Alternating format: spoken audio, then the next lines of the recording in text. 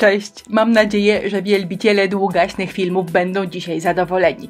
Dzisiejszy odcinek trwa prawie 9 minut. Dwie deski. Jedna jako prezent dla babci, a druga dla dziadka.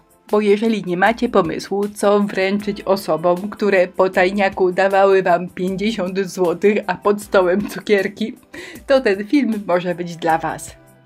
Inspiracji na Dzień Babci i Dziadka w poprzednich latach było sporo, ale desek jeszcze nie było.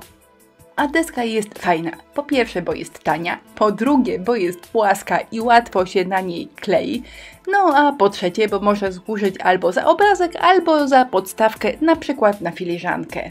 Zależało mi, żeby znaleźć dwa obrazki, które będą do siebie pasowały. Czyli jeden będzie taki bardziej dla dziadka, a drugi, wiadomo, kwiatki dla babci. No i ten zestaw ma kapelusz, który wydaje mi się, że dla dziadka będzie fantastyczny. Film dedykowany jest dla młodszego pokolenia, takiego, który może zrobić deskę i wręczyć dziadkowi albo babci. I film podzieliłam na dwie części. Pierwsza, taka dużo prostsza, gdzie deska wygląda fajnie i jak najbardziej nadaje się na prezent, a druga część już jest troszkę bardziej skomplikowana. Nie jest do końca dla dzieci, wymaga troszkę więcej dokładności, więc jeżeli mama albo tata mają ochotę pomóc, to będzie taki moment. Deskę i kółeczka pomalowałam na biało, a teraz przykładam papier ryżowy i po prostu papierem ściernym go obszlifowuję. Dzięki temu mam wycięte, a właściwie wyszlifowane idealne kółeczka. A teraz papier ryżowy trzeba przykleić, oczywiście klejem do decoupage do kółeczek.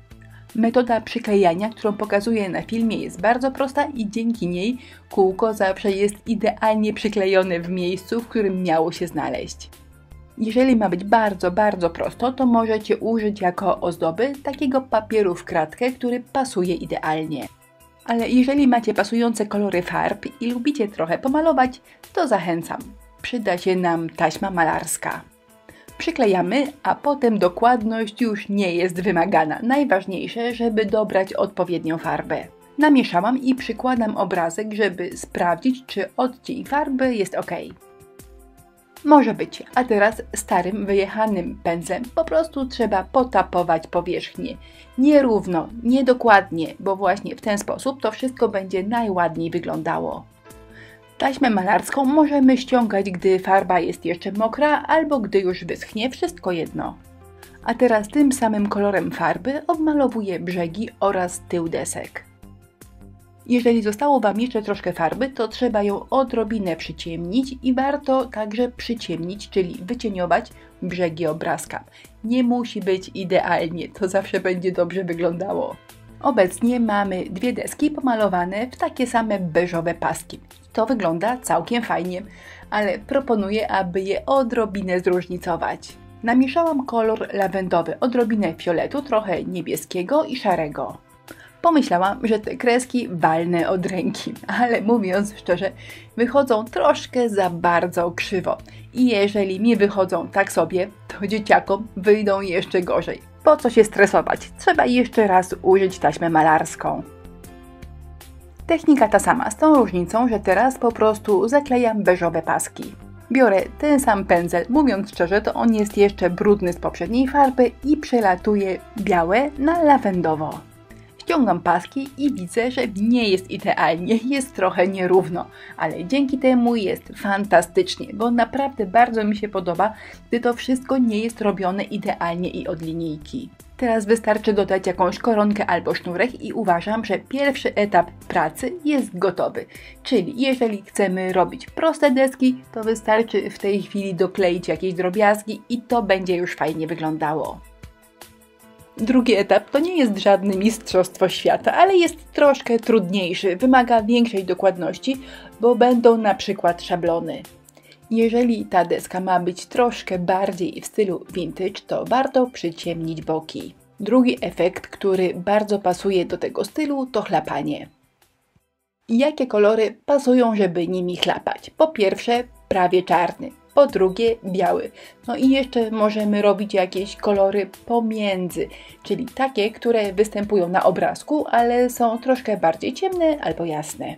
Aby upiększyć babci deskę, użyję dwóch szablonów. Jeden z napisem, a drugi z koronką. Wzory chciałam odbić na biało i jeżeli ten biały ma być taki faktycznie biały, to nie można używać farby, bo farba nigdy nie daje takiej idealnej, jasnej bieli. W tym wypadku dużo lepiej użyć jakiejś białej pasty. Po pierwsze jest biała, a po drugie daje fajną grubość, fajną wypukłość. Ja użyłam primera w paście, ale jeżeli macie na przykład pastę modeling, to także się będzie świetnie nadawała. Deska babci prezentuje się tak, a na desce dziadka odbije coś, co wygląda jak pieczątka pocztowa.